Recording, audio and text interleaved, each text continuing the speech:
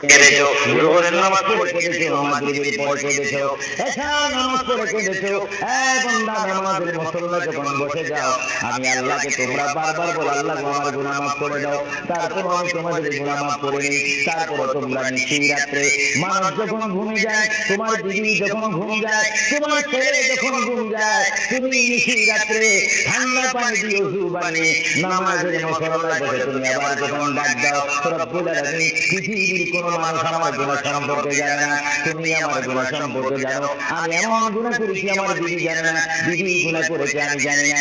আল্লাহ তুমি সব কিছু জানো, হে আমার প্রভু তুমি আমাকে মাফ করে দাও। আমার আল্লাহ বলে, তারপরও যদি তোমাদেরকে আমি মাফ না করি, তারপরও বান্দা তোমরা আমার রহমতের দরজা থেকে ফিরে যাও না। আমি তোমাদেরকে হুকুম দিচ্ছি, ওয়ালাউ আন্নাহুম ইয ফালাউ আনফুসাহুম জাউকা